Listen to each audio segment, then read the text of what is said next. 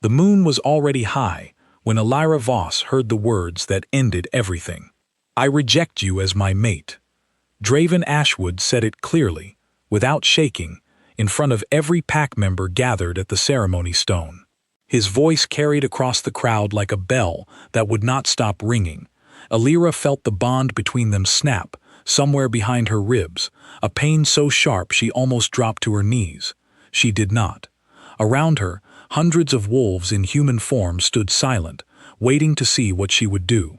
Somewhere near the front, Odette Lane, the woman Draven was supposed to marry for reasons that had nothing to do with love, watched with a calm, satisfied face. She had waited a long time for this moment. Elira looked at Draven one last time. His jaw was tight. His eyes refused to meet hers. Whatever softness he had shown her in private, in the quiet hours before this night, was gone now, folded away behind the mask of a king who could not afford weakness in front of his people. She noticed her sleeve was torn. A small thing. She focused on that instead of the burning in her chest, because it was easier to think about fabric than about a bond being ripped out of her body in front of an audience. "Very well," she said. 2 words. That was all she gave them. Then she turned and walked through the crowd, and the crowd parted for her the way people part for something they do not want to touch. Nobody stopped her. Not the guards, not the elders, not Draven. She did not cry until she reached the tree line at the edge of the ceremony grounds, and even then, it was only her eyes stinging, not her voice breaking. She kept walking. The packlands stretched wide behind her, full of people who had watched her be discarded and said nothing. Ahead of her was nothing at all, which felt, in that moment, like the safer choice. Her grandmother's voice came back to her from years ago, from a kitchen that smelled like dried herbs and wood smoke.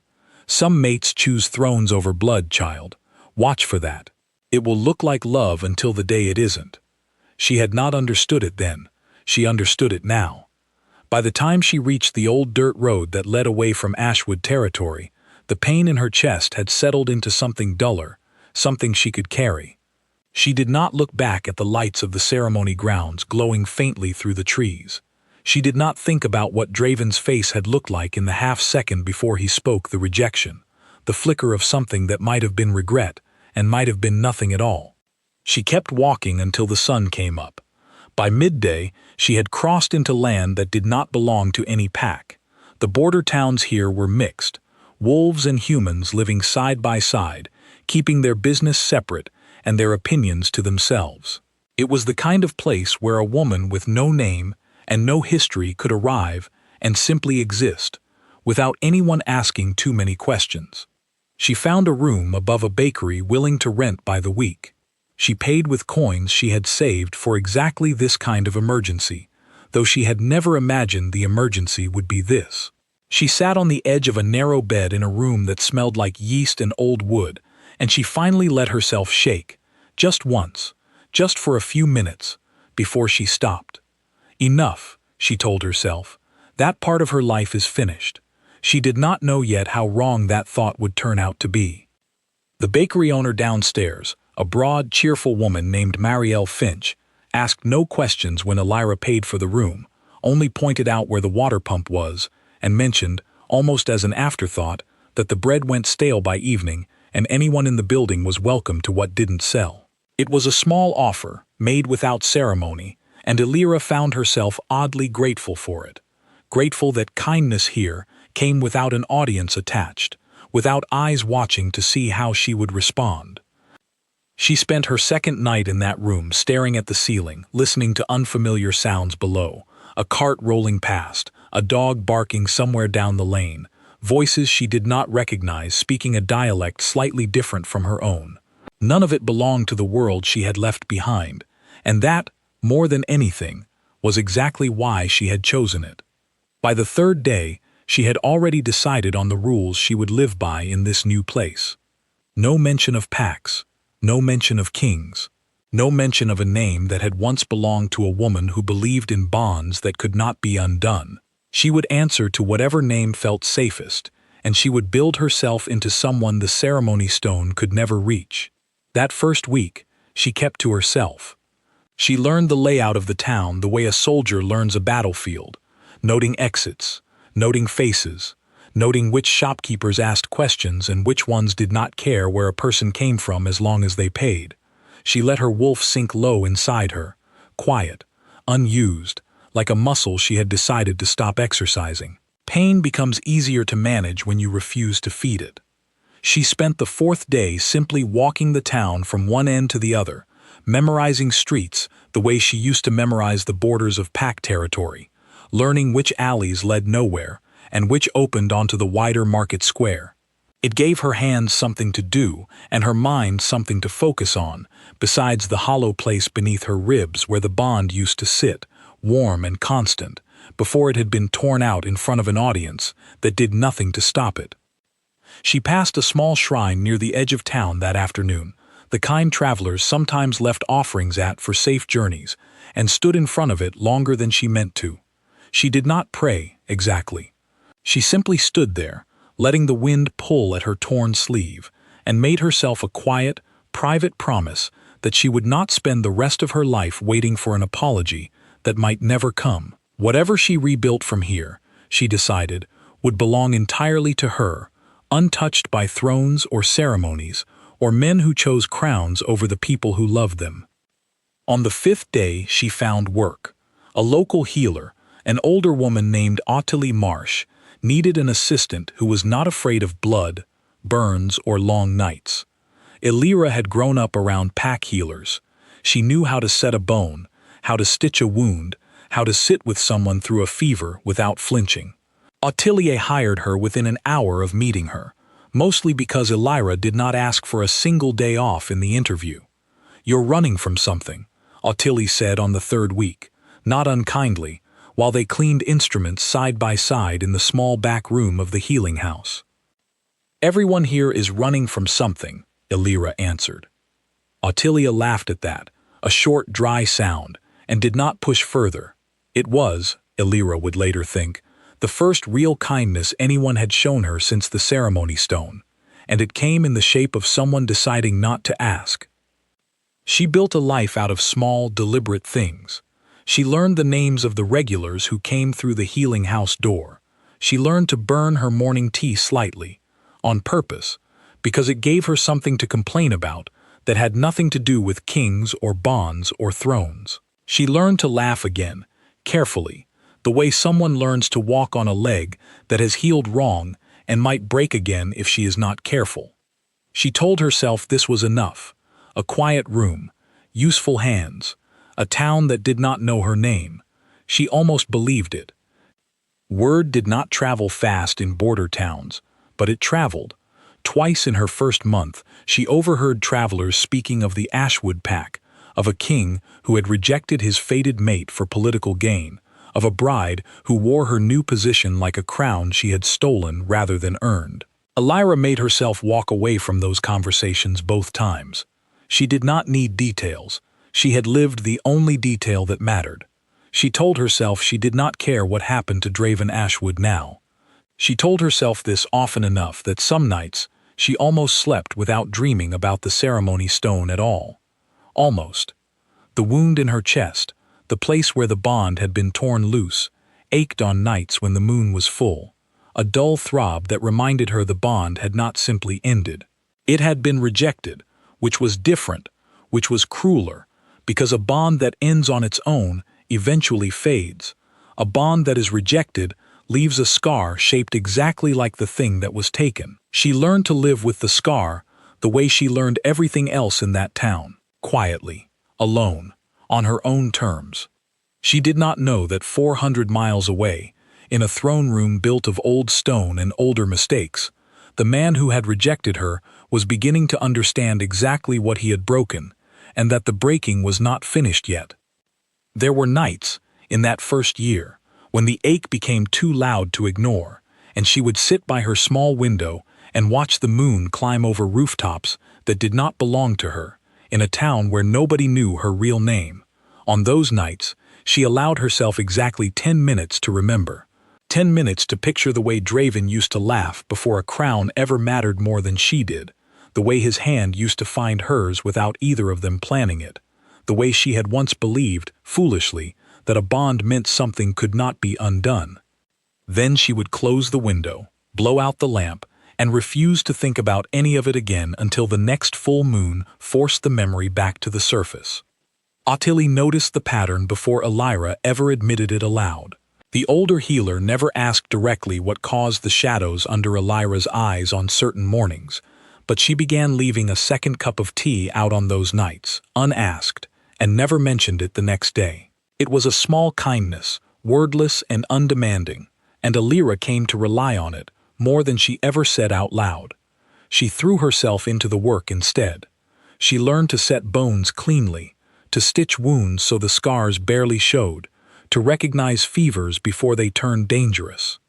She learned the names of every regular who came through the healing house door, learned which ones wanted sympathy and which ones only wanted efficiency, and gave each of them exactly what they needed, without asking for anything in return. It was easier, she found, to pour herself into other people's small emergencies than to sit still with her own.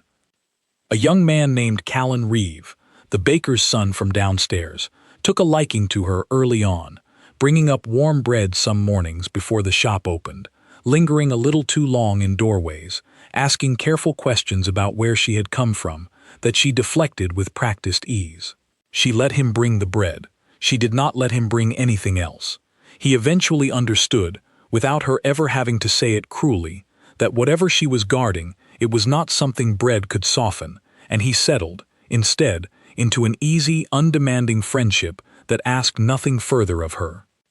One winter, a young mother came to the healing house carrying a daughter burning with fever, her hands shaking so badly she could barely hold the girl steady on the table. Elira worked through the night without stopping, cooling cloths and bitter herbs and quiet, steady words, refusing to let herself think about anything except the small chest rising and falling in front of her. When the fever finally broke near dawn, the mother wept with relief, gripping Elira's hand so tightly it nearly hurt.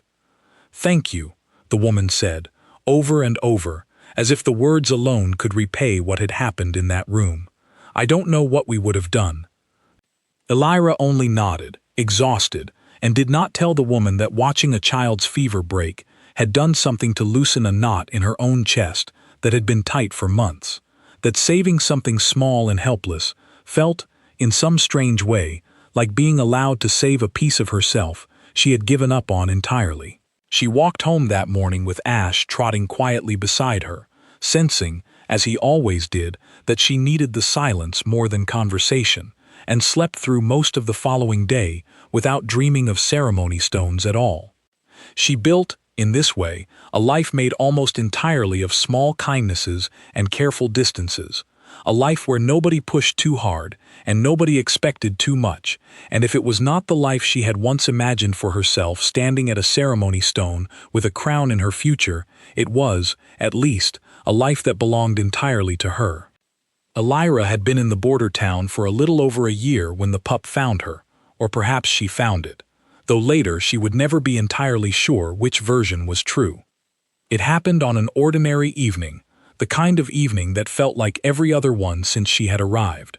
She was walking back from the healing house, past the narrow lane behind the grain store, when she heard a small, furious sound coming from beneath a broken cart. A wolf pup, no older than a few weeks, packless and half-starved, snarled at her with more courage than sense, as if daring her to come closer. She crouched down slowly. "Easy," she said. "I'm not here to hurt you." The pup snapped at her fingers anyway. She let it. A little blood was a small price for the way something in her chest loosened, just slightly, at the sight of something small and stubborn and alive. She carried it home wrapped in her coat, ignoring its protests, and spent the next 3 nights barely sleeping while she fed it warm broth from a spoon and kept it near the fire. Ottilie, when she found out, only shook her head and said Elira had clearly decided to collect strays the way other people collected coins. "He needed someone," Elira said. "So did you," Ottilie answered, and did not explain further, because she did not need to. Elira named the pup Ash, mostly because he had gray fur, the color of a dying fire, though she never told anyone the other reason the name had come to her so quickly. She did not let herself think about that reason for very long.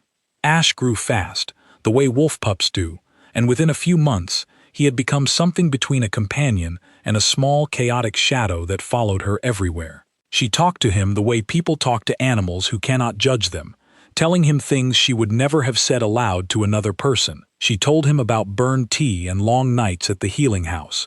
She did not tell him about ceremony stones or kings. He seemed to know anyway. Some mornings he pressed his head against her knee for no reason at all, and she let herself believe, just for those few seconds, that some part of her did not need to explain herself to be understood. One market day, a traveling merchant tried to grab Alira's wrist when she refused to lower her price on a batch of healing salve, his grip rough enough to leave a mark. Ash, barely half-grown but already fast, lunged between them before she could react, teeth bared, a low snarl rumbling out of a body that had, until that moment, seemed too small to sound so dangerous. The merchant let go immediately, muttering an apology, and backing away through the crowd, and Alira stood there for a moment, salve still clutched in one hand, staring down at the pup who had planted himself protectively in front of her without being asked. "You didn't need to do that," she told him later, scratching behind his ears while he leaned his full weight into her leg, pleased with himself in the unbothered way of young animals who do not second-guess their own instincts. He looked up at her as if to say he disagreed entirely, and she let the matter drop, though something in her chest had loosened at the sight of him standing between her and a stranger's grip, something that felt uncomfortably close to being cared for. Life in the border town had its own rhythm by then, and Alira had learned to move inside it, without stumbling. She rose early, worked long hours beside Ottilie, closed the healing house doors at dusk, and spent her evenings with Ash, curled against her side, while she read old medical texts by lamplight. It was not a grand life. It was not even by most measures an exciting one, but it was hers, built with her own hands, and nobody in it had ever looked at her the way a crowd looks at someone they are about to watch be discarded. She told herself this was enough, more times than she could count, and some days she nearly convinced herself it was true. The rumors, when they came, arrived the way rumors always did in that town, carried by travelers passing through on their way to somewhere else. A trader who stopped at the healing house for a burn treatment mentioned, almost in passing, that the Ashwood Pack's new alliance was falling apart, that crops were failing on the borderlands the king had promised to protect, that the king himself had grown cold and distant, ruling like a man serving a sentence rather than a throne. Alira kept her hand steady while she wrapped the trader's burn. She did not ask a single question. "Strange business, that pack," the trader added, apparently unable to resist filling silence with words. "They say the king hasn't smiled once in 3 years, not since some ceremony gone wrong." "People smile less as they get older," Alira said. "It happens." The trader laughed, satisfied with an answer that meant nothing, and left without pressing further. Ottilie, who had been listening from across the room, said nothing at all, though her eyes lingered on Alira a moment longer than usual. That night, Alira sat by the fire with Ash asleep against her leg, and let herself think, just once, about what 3 years without a smile might mean for a man who had once, in private, laughed easily and often. She decided it meant nothing to her. She decided this firmly, the way a person decides something they do not fully believe. The ache in her chest disagreed, quietly, the way it always did on nights like this. Ash had grown enough by then to accompany her on her rounds through the town, trotting at her heel with the serious, self-important air of a creature who believed himself responsible for her safety. He had opinions about strangers. He growled softly at anyone who raised their voice near her, and pressed against her leg without fail whenever her mood darkened, as though he could smell the exact moment the old wound started aching before she felt it herself. Ottilie found this endlessly amusing. "That animal knows you better than you know yourself," she said one afternoon, watching Ash refuse to let a perfectly harmless traveler pass too close to Alira on the street. "He's a wolf pup with poor judgment," Alira said. "He has excellent judgment," Ottilie corrected. You're the one with poor judgment, pretending none of this matters to you." Elira did not argue.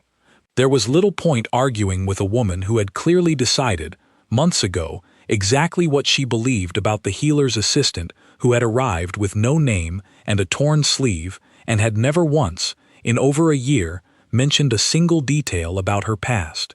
She distracted herself the way she had learned to. She scratched Ash behind the ears until he groaned in his sleep. She reorganized the herb shelves in her room for the third time that month. She read the same page of an old text about fever treatments 4 times without absorbing a single word of it, because her mind kept drifting back to a throne room she had never seen and a face she had spent a year trying to forget. Word came again a few months later, this time from a different traveler, a woman selling cloth who mentioned, almost as gossip, that the Ashwood King's marriage to Odette Lane had never actually been completed. There had been a ceremony planned once, the woman said, then postponed again, until people in the capital had started to whisper that the king was cursed, unable to bind himself to anyone at all. Elira told herself this changed nothing. A king's marriage troubles were not her concern. She had built a life far from that throne room, and she intended to keep it that way. She almost believed that too, right up until the morning enforcers in Ashwood colors rode into the border town and asked, politely but firmly, for directions to the healing house. Elira watched them from the window above the bakery, her heart suddenly loud in her own ears, and felt the careful, quiet life she had built for over a year begin to tremble at the edges, like a structure that had never been as solid as she believed. Ash, sensing something in her stillness, pressed his head against her leg and growled softly at the window, as if he already understood, better than she did, that whatever was coming had not finished with either of them yet. The enforcers did not come for Elira that day. They came for supplies, nothing more. A routine errand for travelers passing through Ashwood territory, on business that had nothing to do with a healer's assistant hiding above a bakery. She watched them buy bandages and herbs from Ottilie, exchange a few words about the weather, and ride out again without a single glance in her direction. She told herself the fear had been foolish. She told herself this for 3 days, until the fear proved not to be foolish at all. It began, as it turned out, at the ceremony stone itself, 400 miles away, on a night meant to finally seal what the last ceremony had broken. Draven Ashwood stood at the same stone where he had once rejected his fated mate, 3 years older, 3 years colder, and infinitely more tired than the man who had spoken those words to Elira Voss. Odette Lane stood beside him, in a gown the color of old gold, her expression composed, practiced, the expression of a woman who had waited 3 years for a wedding that kept slipping through her fingers like water. The elder conducting the ceremony raised his hands. The crowd, smaller than the one that had gathered 3 years earlier, waited in a silence that felt less like celebration and more like held breath. Do you, Draven Ashwood, accept this bond, freely and completely, before your pack and your people? Draven opened his mouth to answer. The words did not come. Instead, a sensation tore through his chest, sharp enough to make him stagger, a pain he recognized immediately because he had lived with a duller version of it for 3 years, without naming it aloud to anyone. The mark above his heart, the one that had gone silent the night he rejected his true bond, split open beneath his ceremonial robes, and dark blood began to spread across the fabric in a slow, spreading stain. Gasps rippled through the crowd. Odette's composed expression cracked for the first time, real alarm breaking through the practiced calm. "Draven," she said, reaching for him. He did not answer her. He could not. The pain had a shape now, a direction, a name he had spent 3 years refusing to speak aloud, even in the privacy of his own mind. His wolf, silent and sullen since the night of the rejection, surged forward inside him with a violence that nearly buckled his knees, howling a single word over and over in a language older than the pack itself. Elira, Elira, Elira. He straightened, breathing hard, blood soaking through his robes, and looked at Odette Lane with an expression she had never seen on his face in 3 years of forced courtship. "I can't," he said. The elder froze mid-ceremony, hands still raised. The crowd went utterly silent. "Draven," Odette said again, quieter now, dangerous now, "you cannot stop this. Not again. Not after everything." "I said I can't." His voice cracked on the second word, something raw beneath it that the crowd had never heard from their composed, controlled king. "The bond isn't broken. It was never broken. I silenced it because I was a coward, and it has been screaming at me every single night for 3 years, and I will not stand here and lie to you, to this pack, or to myself for one more second." He turned to the elder. "End the ceremony. Your Majesty, the alliance. End it." The elder wisely obeyed. Draven stood at the stone for a long moment after the words stopped, blood still soaking through his robes, his chest heaving with breaths that felt, for the first time in 3 years, entirely his own rather than something borrowed and performed for an audience. The pain had not lessened. If anything, it had sharpened, now that he had finally stopped pretending it did not exist. But underneath the pain sat something he had not expected to feel at all, something dangerously close to relief. He had spent 3 years building a version of himself designed to survive without ever naming what he had lost. That version of himself had just collapsed in front of his entire pack, and standing in its ruins, bleeding and exposed, Draven Ashwood felt more like a king than he had in a very long time.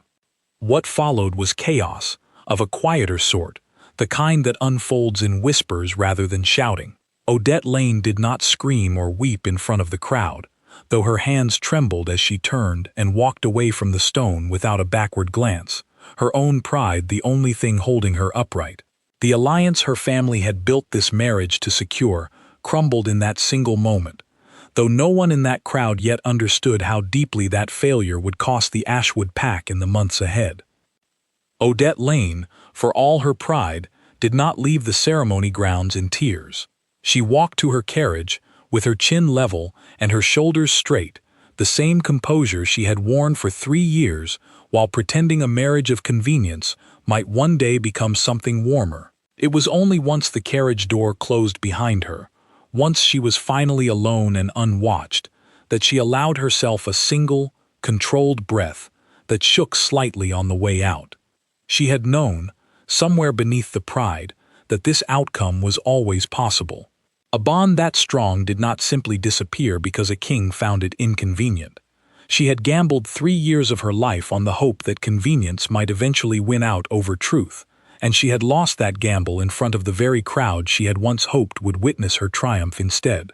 It was, she would admit to no one but herself, a fair loss, even if it cost her family everything they had built this alliance to secure. Draven did not watch her leave. He was already speaking to his second, a steady, broad-shouldered man named Callum Ward, who had served him since before the first ceremony had ever gone wrong. "Find her," Draven said. His voice was low, urgent, stripped of every ounce of royal composure he usually wore like armor. "Find Alira Voss. I don't care how long it takes or how far you have to travel. Find her, and do not let her know you're coming until you're standing in front of her." "And if she refuses to come back?" Callum asked, because someone in that pack needed to ask the difficult questions, and it had never been Draven's job to ask them of himself. Draven pressed a hand against the wound over his heart, the one that would not fully close until the bond it guarded was allowed to breathe again. "Then I will go to her myself," he said, "and I will keep going until she tells me to stop." It took Callum Ward and a small group of trackers nearly 6 weeks to find her, following rumors and half-remembered descriptions through 3 different border towns before finally arriving at the small settlement above a bakery, where a healer's assistant with striking eyes and a wolf pup named Ash had quietly built a life. 6 weeks in which the wound over Draven's heart refused to close, 6 weeks in which he ruled his pack through gritted teeth and constant low-burning pain, 6 weeks in which he told no one, not even Callum, exactly how close he had come more than once to simply riding out himself and abandoning every duty he had ever claimed to care about. Callum's trail led through a market town 2 weeks in, where a cloth trader mentioned a woman with a healer's steady hands who never gave her name twice. It led through a river crossing 3 weeks after that, where a ferryman remembered a gray pup that had bitten his finger, and a woman who had apologized for the pup without ever once smiling. Each clue narrowed the search, and each narrowing sent a runner back to the capital carrying updates that Draven read standing up, unable to sit still long enough to absorb them any other way. The consequences of the failed ceremony reached far beyond the palace walls. Within days, envoys from the Lane family arrived to formally withdraw their support, their letters cold and precise, listing grievances that had clearly been prepared long before the ceremony ever collapsed. Odette's father, a proud and calculating man named Garrick Lane, had never intended to let a broken engagement pass quietly. He began, almost immediately, courting smaller pacts along the Ashwood border, offering trade agreements and protection pacts that had once belonged exclusively to Draven's territory. Within a month, 2 border villages that had relied on Ashwood grain shipments found themselves cut off, their contracts quietly redirected to allies more loyal to the Lane name.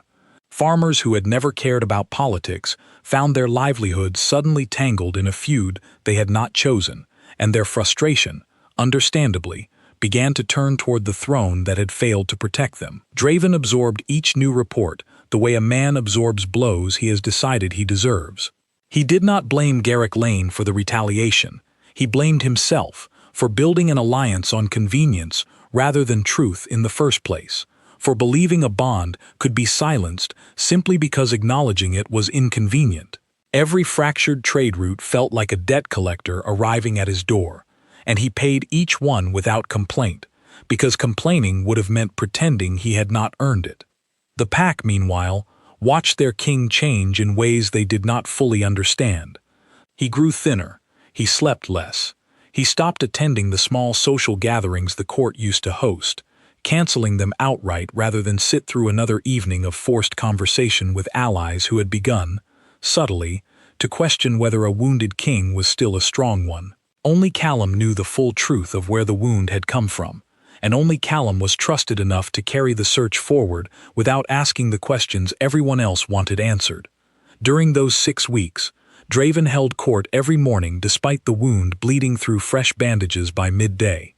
He sat through disputes over grazing land and water rights with his jaw clenched against the pain, refusing every healer's suggestion that he rest, because resting meant sitting still with a silence that had grown louder every day since the ceremony collapsed.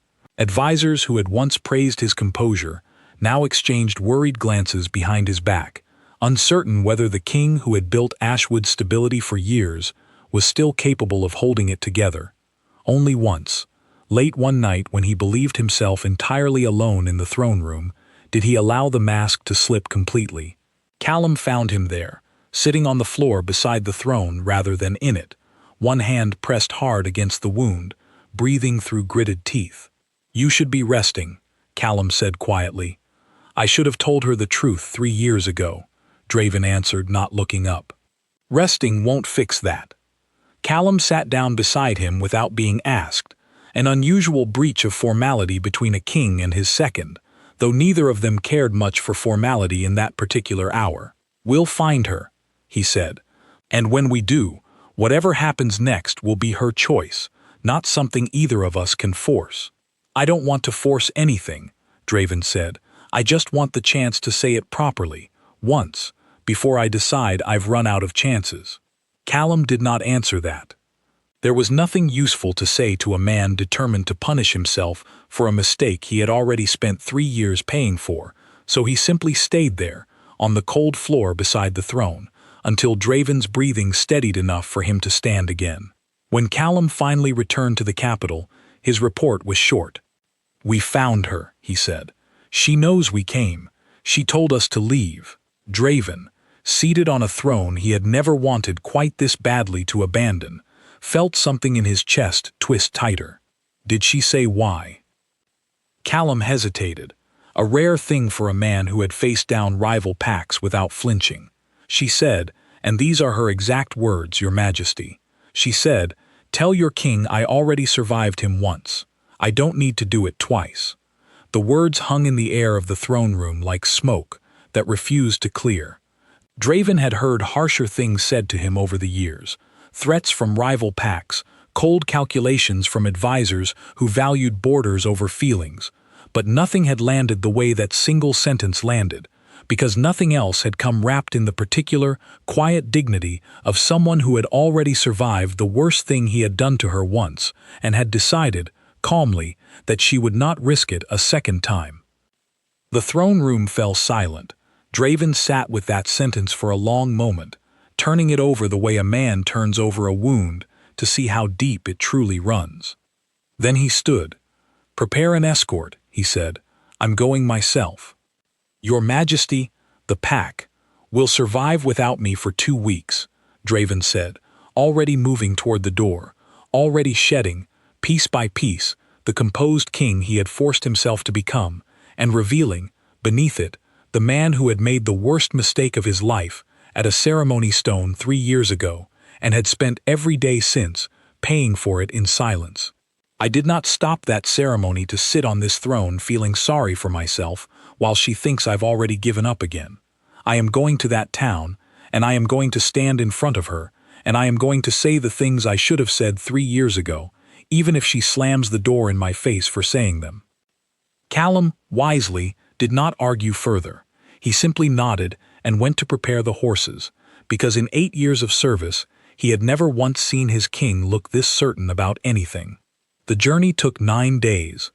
Draven spent most of them in silence, replaying the ceremony stone in his mind, not the recent one that had ended in blood and chaos, but the first one, the one he could not undo, the one where he had chosen a crown over a bond and told himself, wrongly, that he had no other choice. He thought about the way Elira's face had not broken in front of the crowd, the way she had simply said 2 words and walked away with a dignity he had not deserved to witness. He thought about 3 years of silence, 3 years of a wound that would not heal, 3 years of ruling a pack that had begun, slowly, to fracture under the weight of an alliance built on nothing but political convenience. He thought, most of all, about the possibility that none of it would matter, that 9 days of travel and 3 years of regret would end with a closed door and a life she had built specifically to keep him out of it. He decided, somewhere around the 7th day, that he would knock anyway. The knock came on an evening when Elira had least expected it, which she would later think was exactly the kind of evening trouble always chose. She was sitting by the fire with ash sprawled across her feet, a cup of deliberately oversteeped tea cooling beside her, when 3 sharp raps sounded against the door of her small room above the bakery. She assumed it was Ottilie, coming to complain about the herb shelves again, and she opened the door without checking first, which she would also later think was a mistake she should have known better than to make. Draven Ashwood stood in her doorway, travel-worn, dust-covered, and utterly unlike the composed king who had once rejected her in front of an entire pack. His robes were plain, his hair windblown, and his eyes, when they met hers, held none of the coldness she remembered from the ceremony stone. For a moment, neither of them spoke. Ash, sensing tension before either human did, rose from his place by the fire and moved to stand between Elira and the doorway, a low growl building in his throat.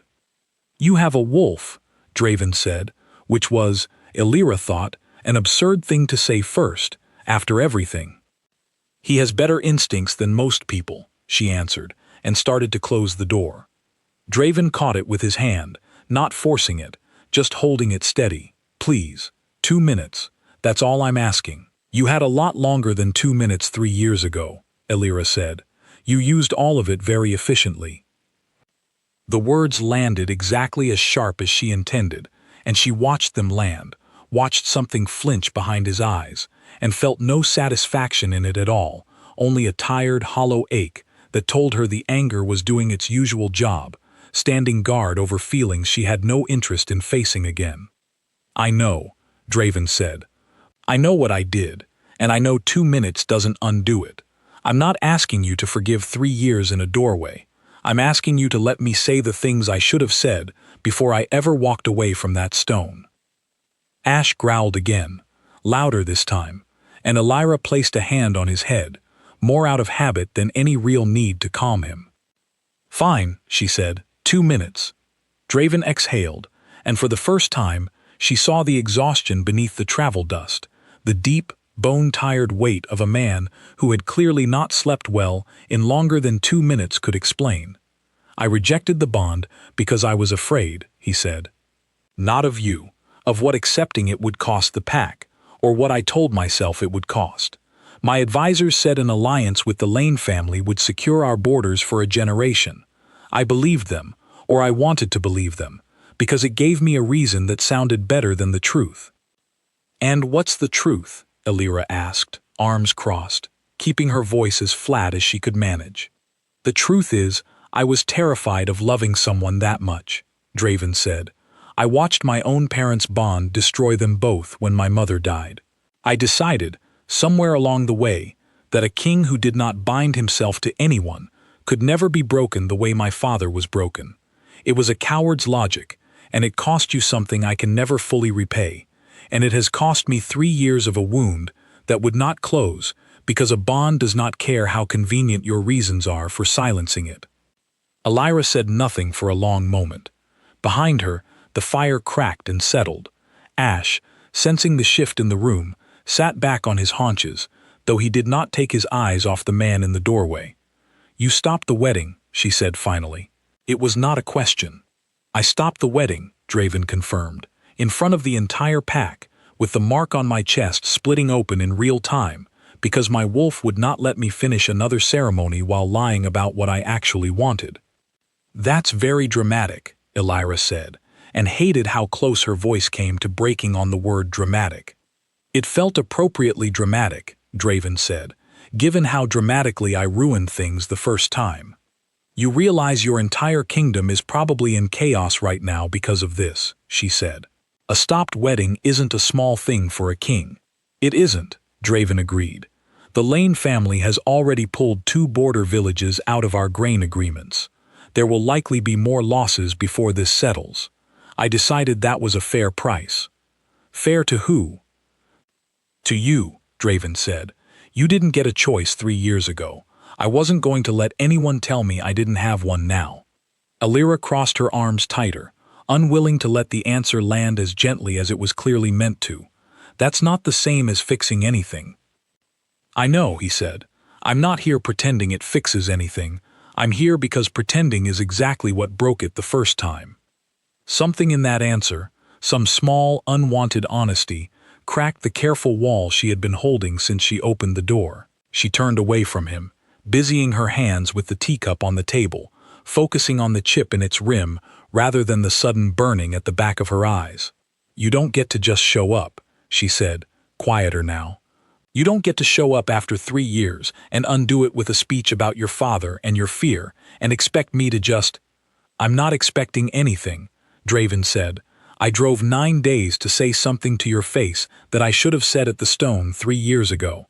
I'm not expecting you to open your door again after this, or forgive me, or come back to a pack that watched you be humiliated and did nothing. I'm expecting to say what I came to say, and then leave, if that's what you want. Elira set the teacup down harder than she meant to. Then say it. Draven took a breath. I love you. I loved you then, in the stupid, cowardly way a person loves something they are too afraid to actually hold on to. And I love you now, in the much less stupid way a person loves something after they have spent 3 years understanding exactly what they threw away. I am not asking you to feel the same. I am asking you to let that be true, whether you come back or not. The room was silent, except for the fire and Ash's steady breathing. Elira stood with her back to him for a long moment, arms wrapped around herself, feeling the old wound in her chest ache in a way that was different from the usual dull throb, sharper now, more alive, as though the bond itself recognized the man standing in her doorway and was demanding she pay attention. You should go, she said, though her voice lacked the conviction it needed to be convincing. I will, Draven said. I just needed you to hear it first. He moved toward the door, and for a moment, Elira found herself staring at the space between them, at the small distance that felt, suddenly, far larger than the physical steps required to close it. She thought of the doorway 3 years ago, the crowd, the torn hem of her dress, the 2 words she had offered instead of the scream that had been building in her chest since the moment he spoke the rejection. She thought of how much easier anger had always been than grief, how much steadier it made her feel. Even now, standing in a room she had built specifically to keep men like him out of it. "Draven," she said, before she could stop herself. He turned back, something hopeful flickering across his tired face, before he caught himself and schooled it into something more careful. "The wound on your chest," she said instead, nodding at the dark stain still visible beneath his collar. "Has anyone actually tended to that properly, or did you simply ride 9 days bleeding and call it acceptable?" "The pack healers looked at it before I left," he said. "It doesn't close. It hasn't closed in 3 years." Elira crossed the room before she fully decided to, reaching for the small kit of bandages she kept by the door, out of habit more than any real expectation she would need them at this hour. "Sit," she said, gesturing to the chair by the fire, her voice flat and clinical in the particular way healers speak when they have decided feelings are, for the moment, beside the point. Draven sat. She worked in silence, cleaning the wound with careful, practiced hands, refusing to let herself dwell on how close her fingers came to the place where his own bond mark had once matched hers. When she finished, she stepped back quickly, putting distance between them again, before either of them could mistake the moment for something it was not allowed to be, not yet. "That will hold for now," she said. "It won't heal properly, not until whatever's actually broken between you gets fixed, and that isn't something bandages can manage." "I know," Draven said quietly, watching her with an expression she refused to interpret. He turned to leave. It was Ash, oddly, who stopped him, moving forward and pressing his nose against Draven's hand before the king could step through the doorway, a small, unexpected gesture that made both humans in the room go still. "He doesn't do that," Elira said, staring at the pup in genuine surprise. "He barely tolerates Ottilie." "Maybe he knows something you don't," Draven said, though he did not sound entirely certain of that himself. Elira did not answer. She watched Draven step out into the evening, watched him pause at the bottom of the stairs, as though giving her one last chance to call him back, and watched him walk away when she said nothing at all. She closed the door and sat back down by the fire, Ash curling immediately against her side, and pressed a hand to the ache in her chest that refused, for the first time in 3 years, to settle into its usual dull silence. After Draven left, Elira sat by the window for a long time, watching the empty street below where his footsteps had faded into the dark. Ash refused to settle, pacing the small room twice before finally curling, restless, against her feet. She found herself replaying the doorway conversation piece by piece, not the parts about the alliance or the ceremony, but the small, unguarded moment when his voice had cracked on the word father, when the composed king had briefly disappeared entirely and left only a tired, honest man standing in her hallway. She hated that she remembered that part most clearly. She hated more that some small, stubborn corner of her had wanted to reach out and catch him before he turned to leave. She did not sleep well that night. She told herself it meant nothing. Ottilie noticed the exhaustion on Elira's face the following morning, and unusually for her, asked outright, "Did he come back?" "Yesterday evening," Elira admitted, setting bandages out on the counter with more force than the task required. And nothing, he said what he came to say and left. I told myself I didn't care, and then Ash licked his hand on the way out, which somewhat undermined the point I was trying to make to myself. Ottilie snorted, a rare sound from a woman who rarely found anything amusing before noon. "That animal has better sense than the 2 of you combined. That's what everyone keeps telling me." "Because it's true," Ottilie said, not unkindly. "You don't have to forgive him today. You don't have to forgive him at all, if that's not what you decide. But don't pretend to me that a man traveling 9 days to say something honest means nothing to you. I've known you a year, Elira. You don't waste that particular kind of silence on things that mean nothing." Elira did not answer, because there was no answer that would not have been, in some measure, a lie. She told herself that for exactly one more day, before the messenger arrived from Ashwood territory carrying news that would make staying away no longer a choice she was allowed to make. The messenger arrived at dawn, exhausted from riding through the night, and the news he carried left no room for Alira's careful, quiet resistance. The Ashwood pack was failing, not slowly, not in the distant abstract way rumors had suggested over the past year, but suddenly, dangerously, in the way a structure fails when its foundation has been cracked for far too long. The collapse of the alliance with the Lane family had triggered exactly the consequences Draven's advisors had once warned him about, except worse, because Odette Lane's family had not simply withdrawn their support. They had turned against the Ashwood pack entirely, pulling their allies with them, leaving the pack's borders exposed to territories that had wanted Ashwood land for generations. Worse still, the wound over Draven's heart, the one that had split open at the failed ceremony, had never fully closed. A rejected and then reclaimed bond, left unresolved for too long, was beginning to poison him the way old wounds poison a body left untreated, slowly, quietly, until the damage could no longer be ignored. "He's still ruling," the messenger said, standing in Ottilie's healing house with his hands wrapped around a cup of tea he had barely touched. "But the healers say his strength fails a little more every week. The pack needs a true alpha female to stabilize the bond and steady the territory, or the whole structure risks coming apart within the year." Alira listened to all of this with her arms crossed and her expression carefully blank, though Ash pressed against her leg the entire time, as if sensing that blank was not the same as calm. "Why tell me this?" she said finally. "I already told your king to leave me alone. Because Callum Ward asked me to tell you the truth, not to convince you of anything," the messenger said. "He said you deserved to know what was actually happening, even if you chose to do nothing about it." After the messenger left, Alira sat alone in the healing house for a long time, turning the information over in her mind, testing it from every angle, trying to find the version of the truth that would let her stay exactly where she was without guilt gnawing at her afterward. She could not find that version. She thought of the pack members who had said nothing while she was humiliated at the ceremony stone, and felt the old anger rise, familiar and almost comforting in how simple it was. She thought of Odette Lane's satisfied expression that night, and let herself feel, for just a moment, something close to vindication that the alliance had collapsed exactly as it deserved to. Then she thought of children in that pack who had nothing to do with any of it, of families whose borders would be the first overrun if the pack truly fractured, of a structure held together for generations now crumbling because two people had made a mess of a bond neither of them had asked for.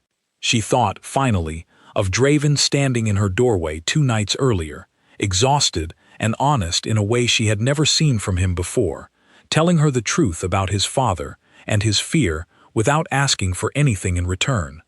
She thought too of Ash, who had spent the past year growing from a starved, snarling pup into a steady, watchful companion, and wondered what it would mean to carry him back into a territory full of wolves who had never known him as anything but a stray. She decided it did not matter. Wherever she went now, he went. That much, at least, was no longer a question worth asking. Ottilie found her still sitting there an hour later, the tea long gone cold. "You're going," Ottilie said. It was not a question either. "I don't want to," Alira said. "That's not the same as not going," Ottilie answered, and began, without being asked, to pack a bag of traveling supplies from the healing house shelves. The journey to Ashwood territory took 11 days, most of it spent with Ash curled in her lap while she rode, both of them silent in the particular way of creatures conserving their strength for something they know is coming. She arrived at the pack borders on a gray morning, and the guards, recognizing her instantly despite 3 years of absence, let her through without a single question, as though they had been waiting the entire time for exactly this arrival.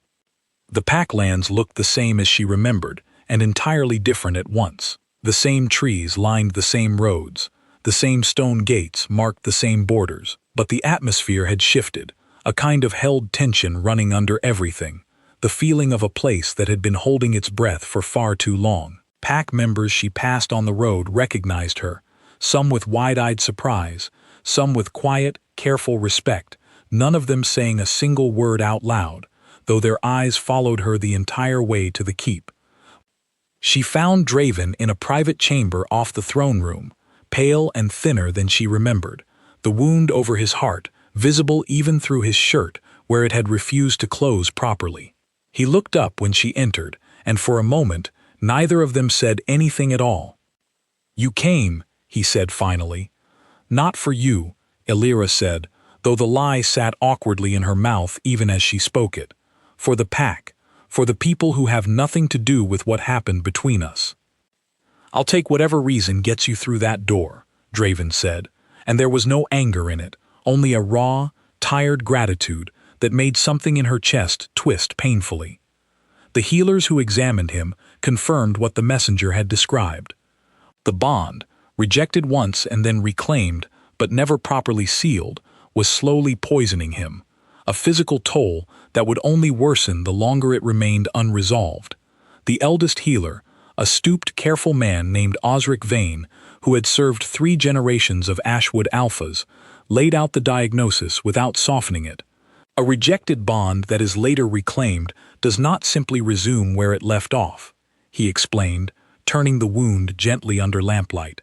It scars over the tear, imperfectly, and the scar tissue fights the healing every single day it remains unsealed. Left alone, it will eventually poison the body entirely. I have seen it happen twice in my lifetime. Neither ended well for the alpha involved.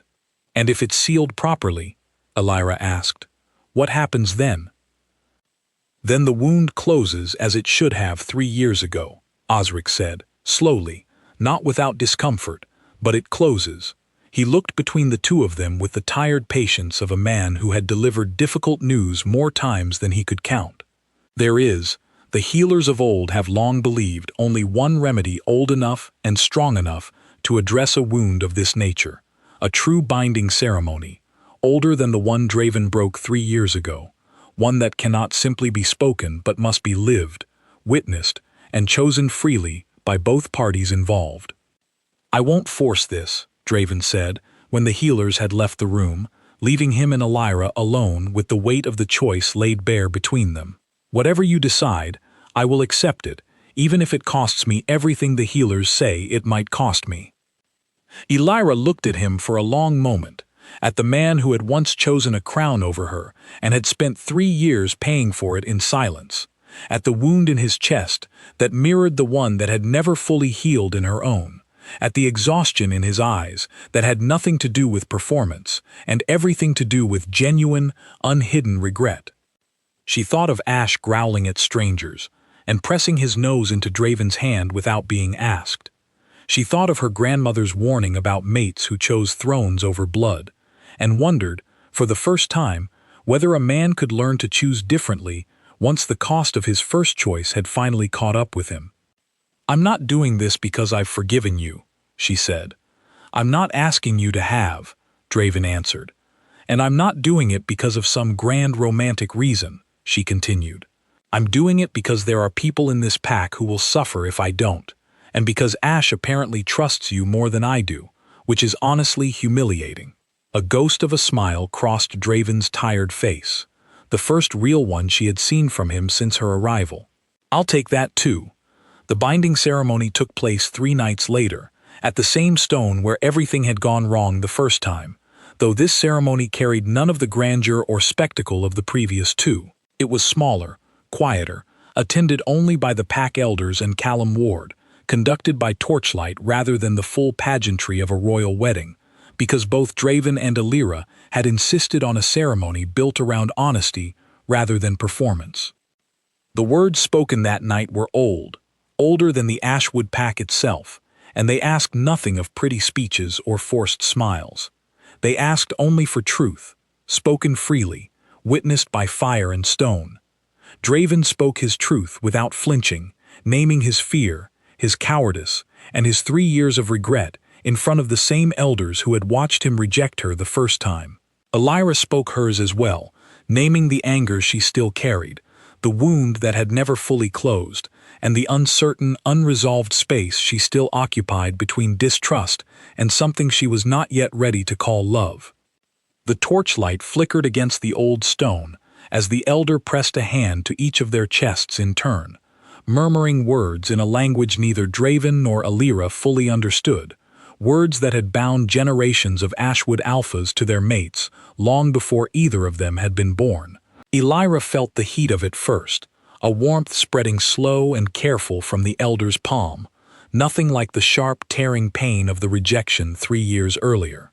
This felt more like a wound being cleaned before it was stitched, uncomfortable in its honesty but never cruel. Draven's breathing steadied for the first time in weeks as the mark on his chest began, finally, to knit itself closed. He did not reach for her hand, though she noticed him want to, his fingers curling once at his side before he stopped himself, waiting instead for her to decide what she was ready to give. When she finally did reach out, it was not a grand gesture, only her fingers brushing his knuckles, brief and uncertain, but he closed his hand around hers, as though it were the only thing steadying him upright. Callum Ward, standing at the edge of the gathered elders, allowed himself, for the first time in 3 years, to look almost relieved. The bond sealed between them that night, with none of the drama of the broken ceremony that preceded it, a quiet, steady warmth settling into the old wound on both their chests, closing it slowly, imperfectly, the way real healing always happens, rather than the way stories often pretend it does. Afterward, as the pack elders dispersed and torches were carried away, Alira stood at the edge of the ceremony stone, with Ash pressed against her leg, watching Draven speak quietly with Callum Ward about the borders that would need rebuilding, the alliances that would need repairing, the long, unglamorous work of putting a fractured pack back together piece by piece. She did not know yet whether she would stay permanently, or whether the trust between them could be rebuilt as fully as the bond had been. She did not know whether the anger she still carried would fade with time, or simply settle into something she carried alongside whatever came next. She allowed herself, for the first time in 3 years, to not know the answer and to be at peace with that uncertainty. When Draven finished speaking with Callum and turned back toward her, she did not run to him, and she did not offer him a smile that promised more than she was ready to give. She simply stood where she was, Ash at her side, and waited for him to close the distance instead, because some things, she had decided, deserved to be earned slowly, one honest step at a time, rather than declared all at once beneath a ceremony stone that had already broken its promises before. "Feed him properly tonight," she said, nodding toward Ash as Draven approached. "He doesn't like the pack kitchen's usual scraps." It was not romantic. It was not a grand declaration of forgiveness or love finally returned in full. It was instead something smaller and more honest than either. A woman deciding, in her own time and on her own terms, to let one small piece of trust settle into place, while keeping the rest carefully, deliberately, still her own to give or withhold as she saw fit. Draven nodded, understanding exactly what she was and was not offering. "I'll make sure he's fed properly every night," he said. In the weeks that followed, the pack began the slow, unglamorous work of rebuilding what 3 years of silence and one collapsed alliance had cost it. Callum negotiated new agreements with border villages that had drifted toward Lane influence, offering fairer terms than before, terms built on something closer to trust than convenience. Garrick Lane, for his part, made no further moves against Ashwood territory, once word spread that the true bond had finally been sealed, understanding, perhaps better than anyone, that a king steadied by his own mate was a far harder target than one hollowed out by 3 years of denial. Alira did not move back into the palace immediately. She kept a small room near the healing quarters for herself, continuing the work she had grown to love in the border town, treating pack members who had once watched her be humiliated at the ceremony stone and now watched her, instead, with a kind of careful, earned respect. Draven never once asked her to give that up. He visited when his duties allowed, always announced, never assuming, learning slowly what it meant to earn someone's trust one ordinary day at a time rather than declare it finished in a single ceremony.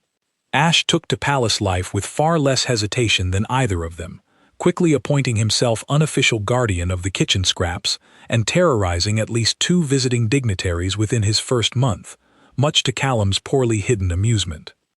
Elira did not answer. She turned instead toward the packlands stretching out beyond the ceremony stone, lands she had walked away from once, and was choosing, slowly and on her own terms, to walk back into, and let the quiet, unfinished nature of that choice be enough for now. There would be more conversations after this one, harder ones perhaps, conversations about the 3 years lost and the trust that would need rebuilding one careful day at a time. There would be moments when the old anger surfaced without warning, when the memory of the ceremony stone and the crowd that said nothing would ache sharper than she expected, and moments, too, when she caught Draven watching her across a room with the same quiet gratitude he had carried the night he stopped his own wedding rather than lie to himself any longer. None of that certainty existed yet, standing at the edge of the stone with the torches burning low and Ash pressed warm against her side. What existed was simpler than that, and in its own way, sturdier. A wound finally allowed to heal properly, a pack given a chance to steady itself. A woman who had walked away once, with nothing but 2 quiet words, and had returned, 3 years later, on terms entirely her own. It was not the ending she had once imagined for herself, standing at that same stone as a bride rather than a woman choosing, slowly, whether to trust again. But it was honest, and after 3 years of silence, honest was worth more to her than anything a ceremony had ever promised.